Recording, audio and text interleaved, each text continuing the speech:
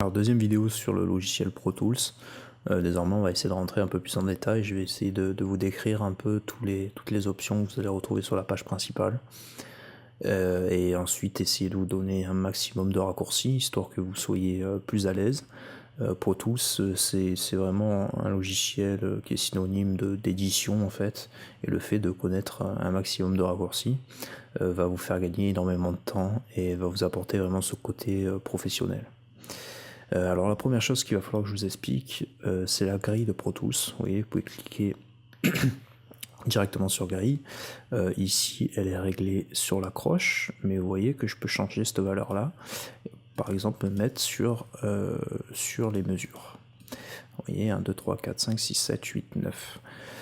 Ensuite, je vais cliquer sur la région, et à l'intérieur de cette région, je vais diviser ma région en deux régions, en faisant pomme E, diviser, et ainsi je vais vous expliquer le mode de déplacement à l'intérieur de Pro Tools.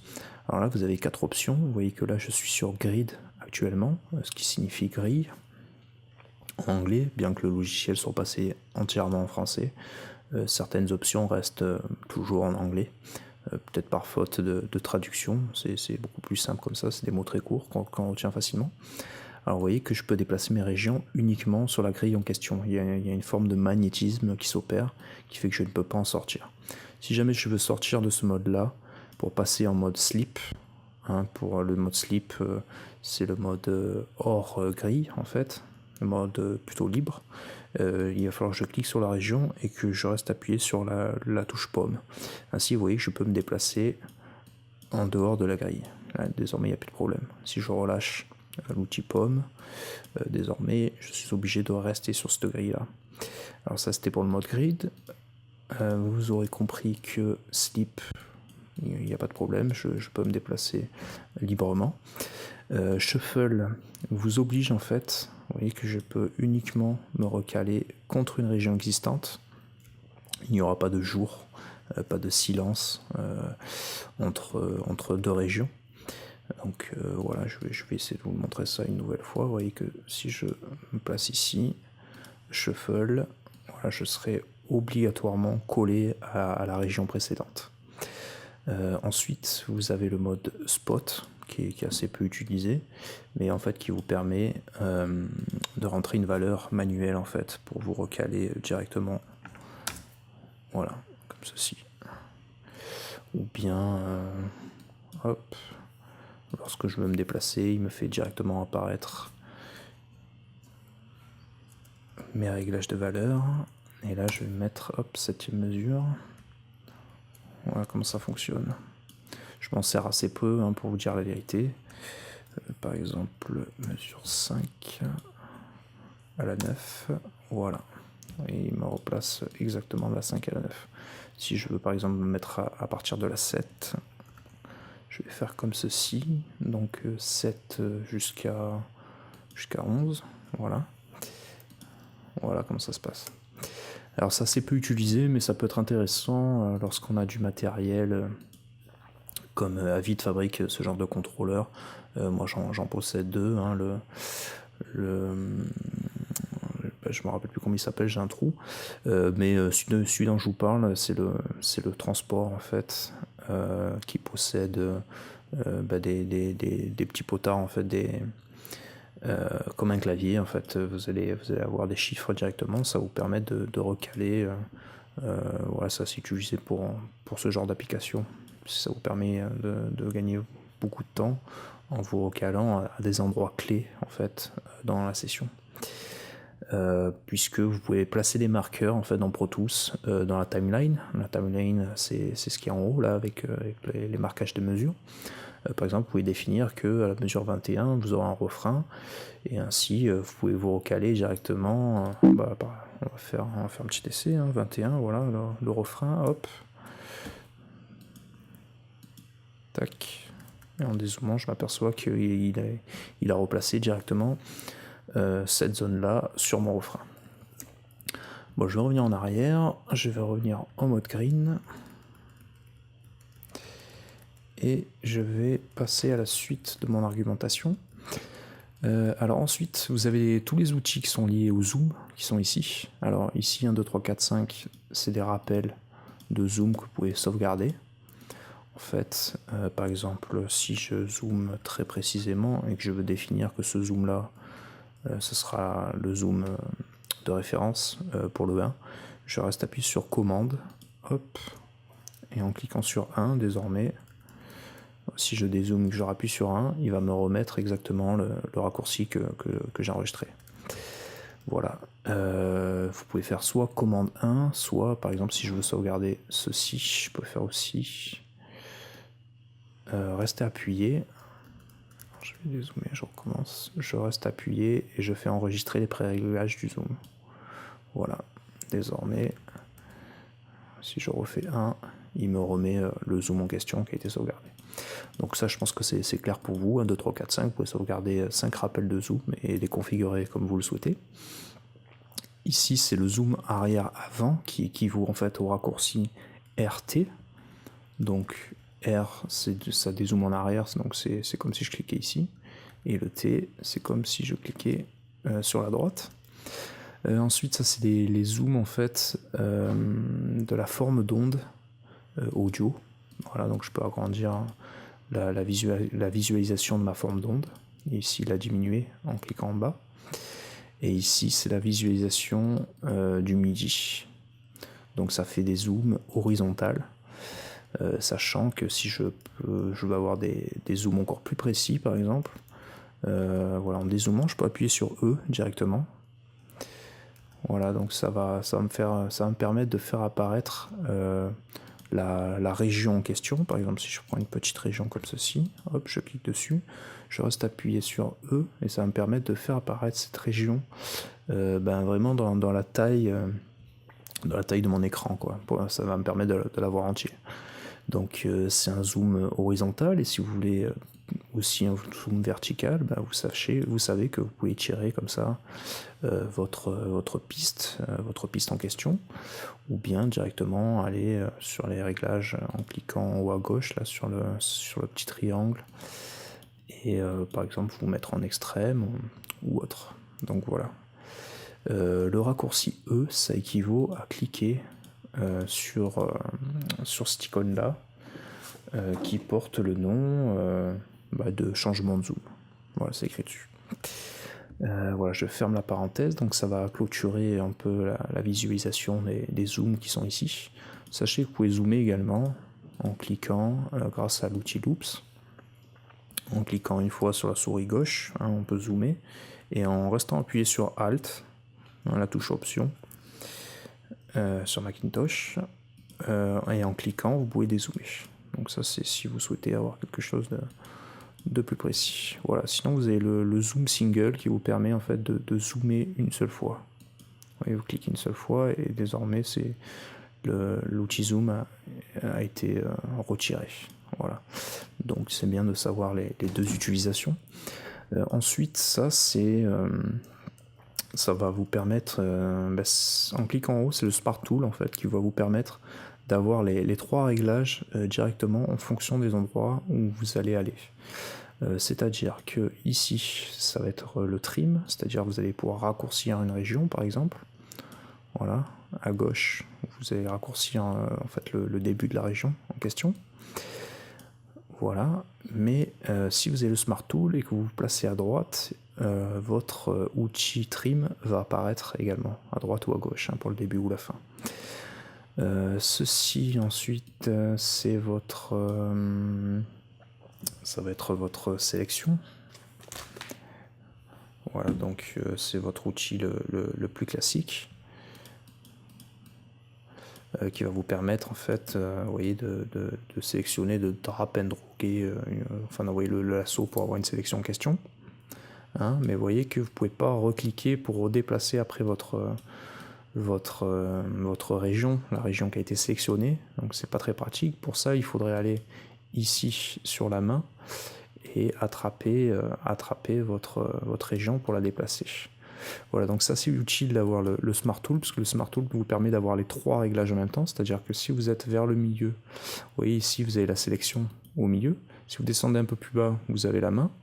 Si vous êtes à gauche, vous avez le trim. Donc essayez de vous mettre plutôt en Smart Tool, en cliquant en haut.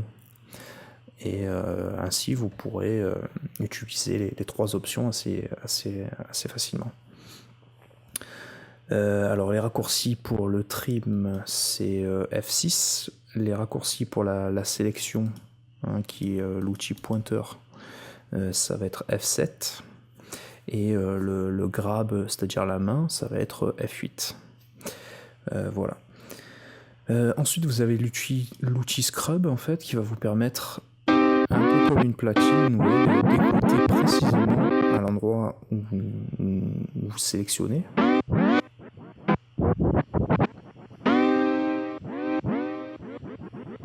Ça, on s'en sert assez souvent.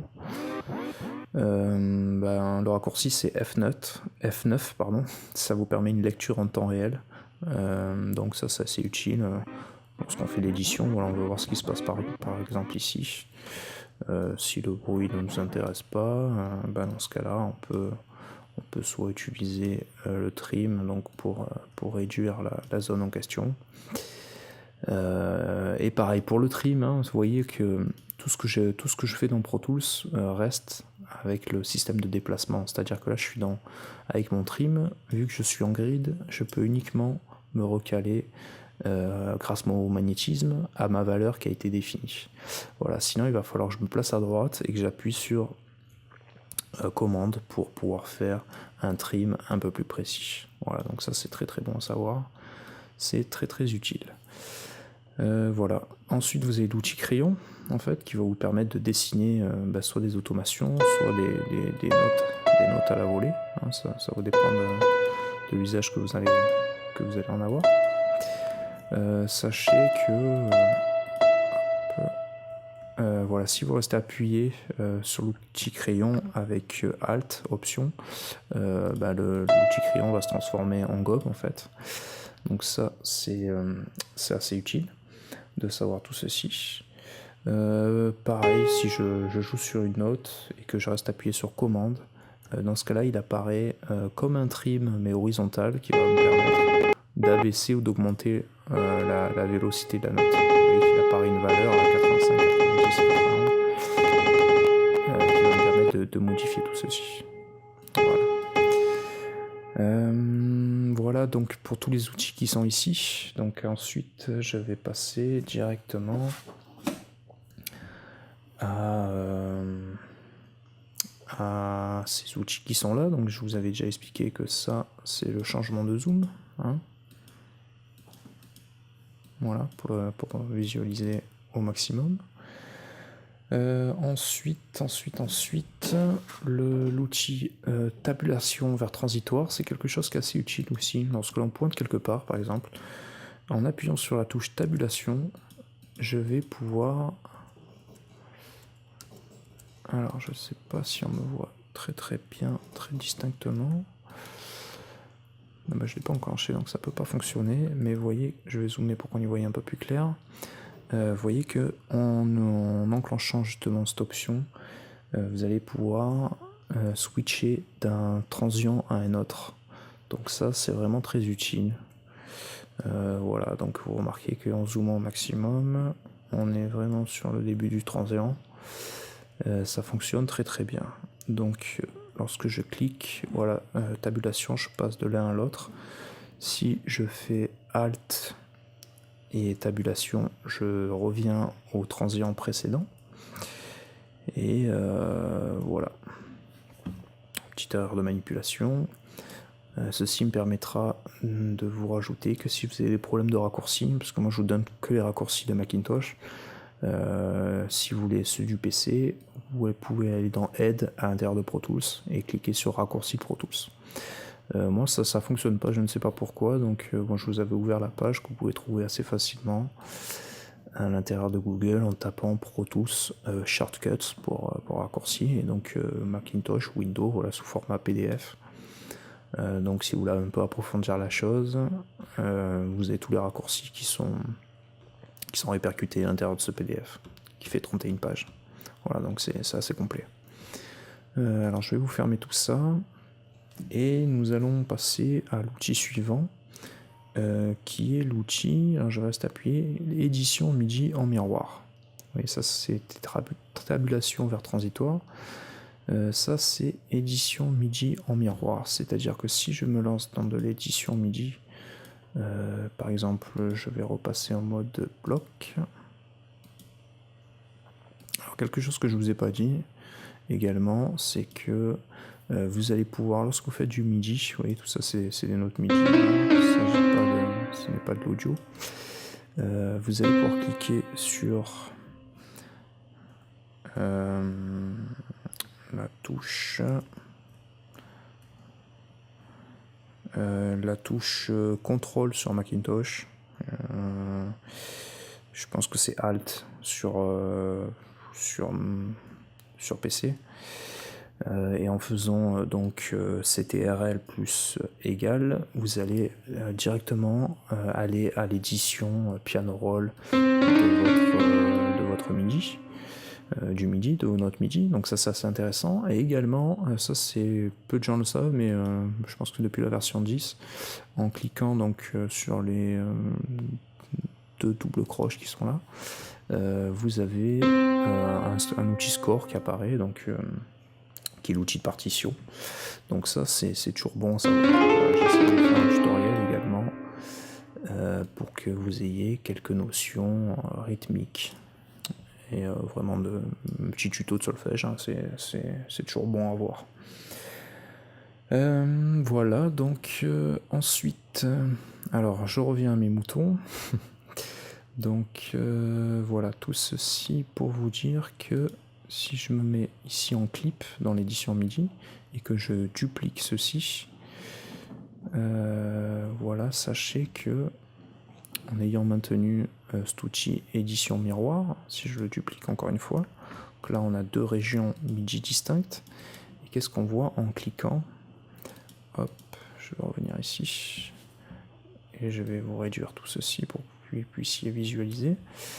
En modifiant une note, vous voyez que ça va modifier en fait la région qui a été dupliquée à côté, et vous voyez que en bougeant tout ceci, là il y a la petite icône donc de MIDI en miroir qui passe en rouge, donc ça veut dire qu'il y a une action qui est en cours. Donc voilà, ça c'est toujours bon à savoir. Voilà à quoi cela sert.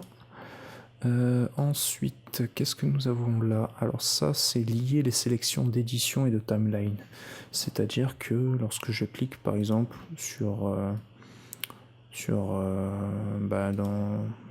quelque part dans ma région, en fait, ça va faire apparaître également dans la timeline une sélection de la même valeur. C'est-à-dire, voilà, si je fais ceci, ça va, que je fais play par exemple, voilà, ça va le jouer par exemple en boucle. Donc ça peut être assez intéressant également. Cet outil-là, lier les sélections d'édition et de pistes, c'est-à-dire que si voilà, je fais une sélection à l'intérieur de ma région, ça va me sélectionner la piste en question. Ça pareil, ça peut être assez utile, c'est-à-dire que si je maintiens commande, enfin si je fais une sélection un peu plus large sur plusieurs pistes en fait, et qu'après je maintiens Alt et Shift en même temps, je vais pouvoir redimensionner assez rapidement les deux pistes en question.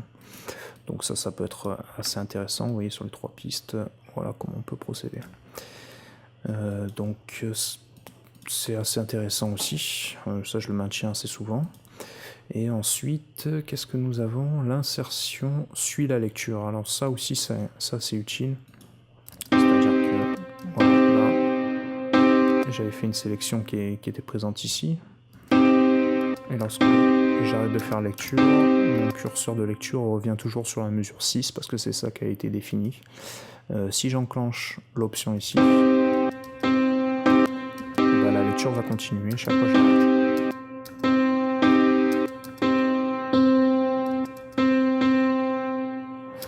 Voilà, donc ça, je pense que tout ceci, c'est assez clair pour vous. Ici, qu'est-ce que nous avons? Nous avons, bah, ça va être le compteur principal en fait, hein, qui, encore une fois, ici c'est le nombre de mesures, hein, nous sommes bien à la mesure 9. Ici c'est le nombre de temps en fait, on est sur le premier temps dans la mesure 9. Vous voyez que si je me place par là, hop, désormais on est dans le deuxième temps, troisième temps, quatrième temps, etc. Et ensuite ici ça va être la valeur tix en fait, qui va être la division d'un temps, la division d'un bit sur une échelle de 1 à 960. Voilà, donc vous voyez que si je suis sur la fin, je vais me rapprocher des 960. Non, je ne suis pas très précis actuellement, mais vous voyez le compteur qui défile de 1 à 960. Alors que vous dire de plus, peut-être que ici en haut à gauche, vous avez une playlist en fait qui correspond au nombre de pistes à l'intérieur de votre projet.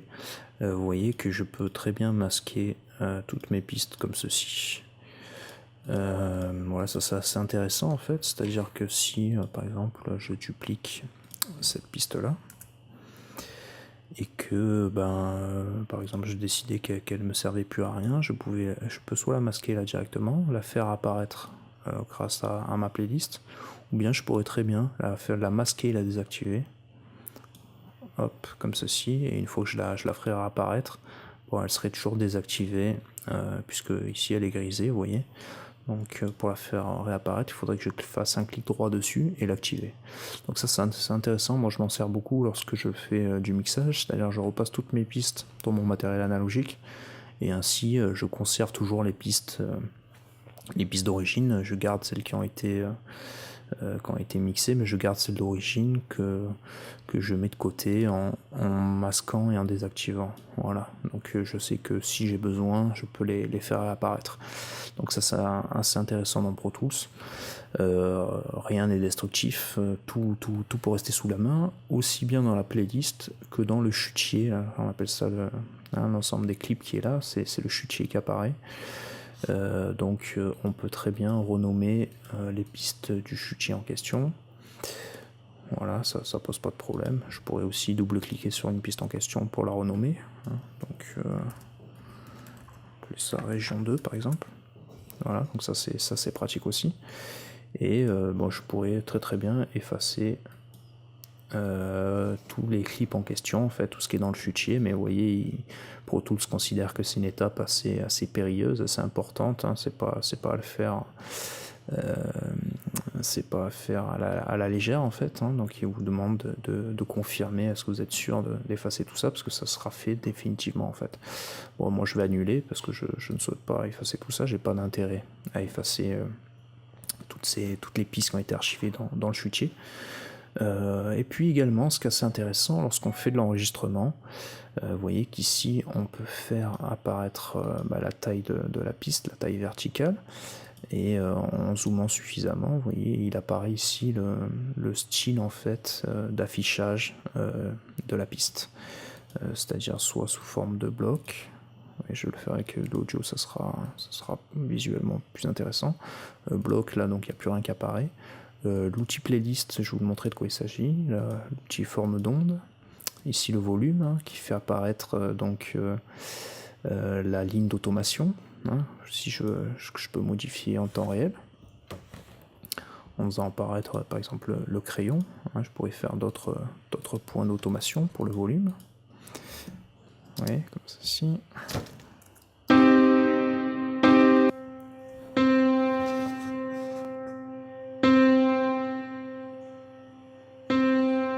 Bon, on n'entend pas très bien, c'est normal puisque il s'agit d'une note qui se répète, hein, et sur une voix ou sur l'ensemble d'un mix, hein, ça serait vraiment, on le ressentirait très bien.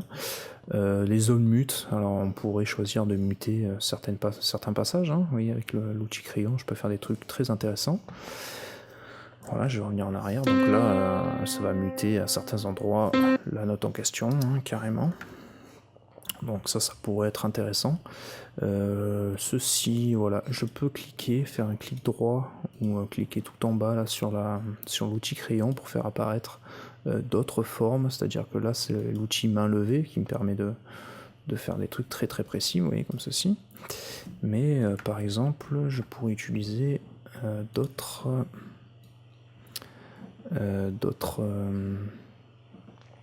crayons en fait. Alors je vais finir mon explication quand même, sinon je vais me perdre un peu.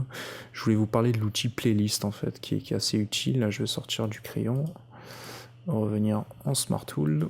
Voilà, ça sert beaucoup parce que de temps en temps, on enregistre un chanteur, il va faire un nombre d'enregistrements incalculable, et de temps en temps, il y a une piste qu'on a envie de mettre de côté. Donc au lieu de créer une nouvelle piste, etc., et de la muter éventuellement, on peut choisir de mettre dans sa playlist un extrait sonore. Oui, je peux en mettre énormément à l'intérieur. Donc ce qui fait que, par exemple, le chanteur a enregistré quelque chose, je mets les pistes de côté. Ce qui fait que si je fais play, hop, ça se voit pas forcément, mais il n'y a que la note en question qui est à l'endroit classique qui jouait. Les notes en playlist de côté, qui ont été mises de côté dans la playlist, ne sont pas jouées. Et donc c'est assez intéressant. Par contre on peut écouter, si on le désire, voilà, un extrait sonore. Voilà, donc là dans ce cas-là on ferait jouer une autre note.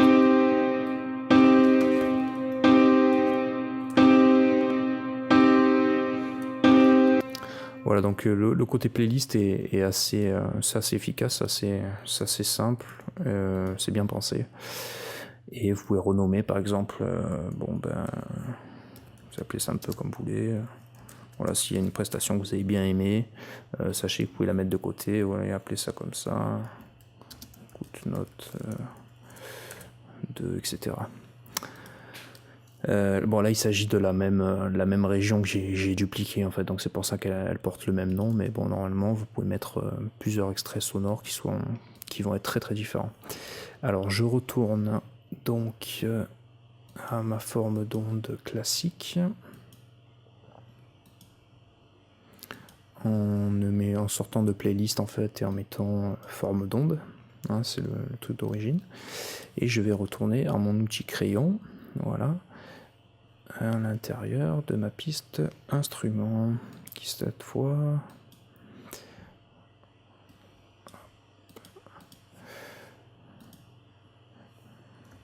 pas instrument, excusez-moi, mais sur, voilà, instrument 1. Donc je retourne à mon outil note, je peux faire également Alt CTRL égal, voilà, pour arriver à cet endroit-là. Et ainsi, je vais retourner sur mon crayon. Et qu'est-ce qu'on voit? On voit qu'avec l'outil crayon, en fait, on peut intervenir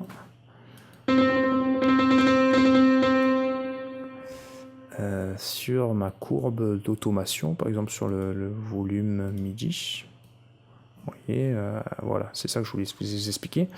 Le crayon, lorsqu'il est en mode crayon main levée, vous avez des réglages vraiment très précis en fait, à la volée. Vous pouvez mettre l'outil ligne si vous voulez quelque chose d'un peu plus régulier, un peu plus droit, hein, voilà, vous pouvez tracer vraiment comme vous le souhaitez. Voilà, je fais pomme Z pour revenir en arrière. Donc ça, c'était l'outil ligne.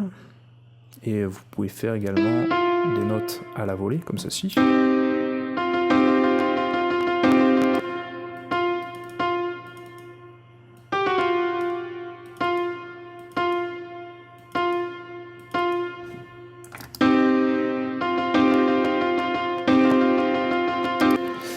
Etc.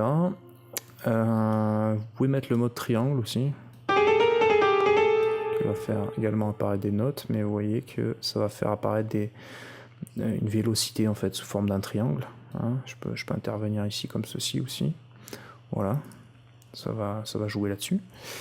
En plus du triangle, vous avez le carré, c'est le même principe, c'est-à-dire si je crée des notes ici, vous voyez que le signal sera en mode carré, c'est-à-dire une basse, une haute, une basse, une haute, voilà, tout cela étant régulier. Vous voyez comme ceci, tac, voilà.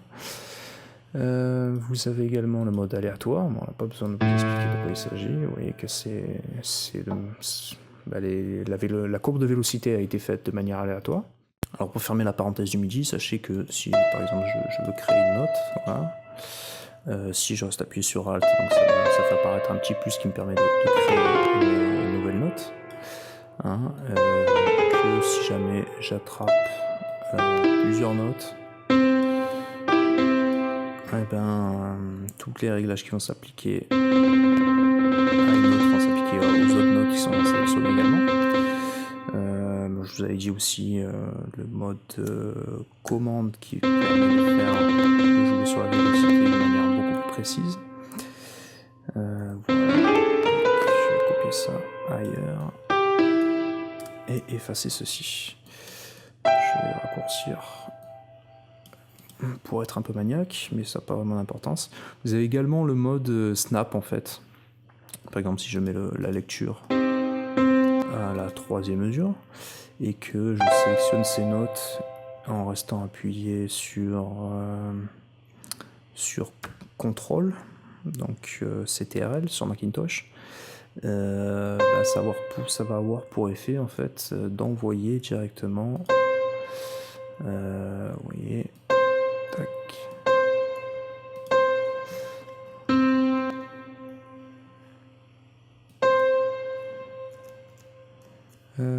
Ça devrait fonctionner, c'est pas le cas, donc peut-être que j'ai pas choisi les bonnes options ici.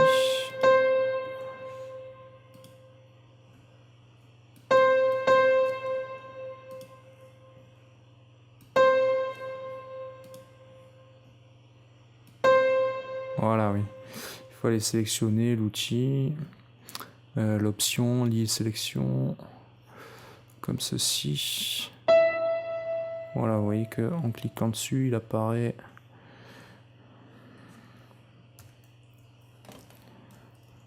hop.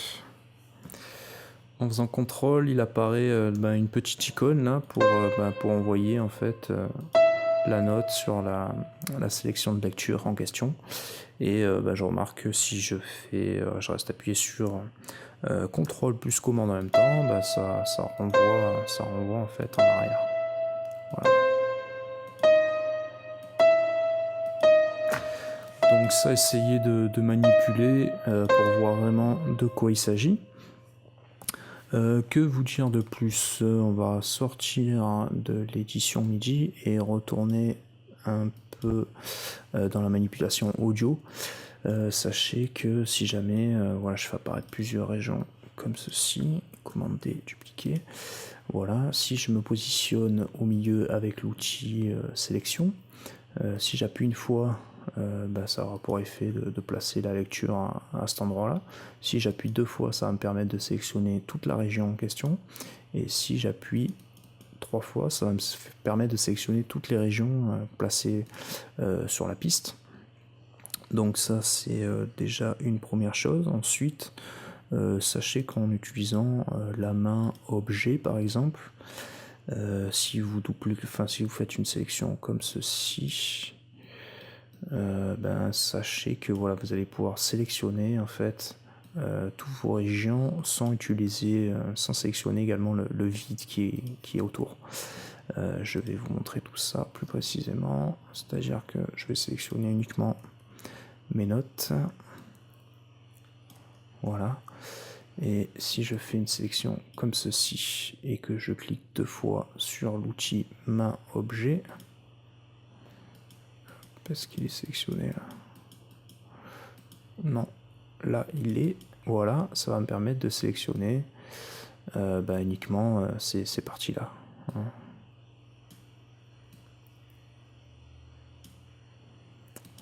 Voilà, donc ça peut être également assez utile.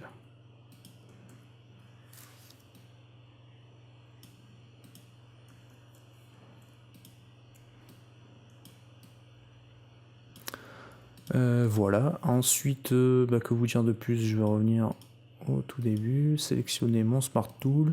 Sachez que si vous cliquez sur une case et que vous restez appuyé sur commande et que vous appuyez sur une autre, pas commande mais Shift, voilà, ça vous permet de sélectionner plusieurs régions et ainsi les déplacer. Ça c'est assez utile. Il y a encore quelque chose qui est assez utile. Je vais revenir un peu en arrière en faisant Pomme Z.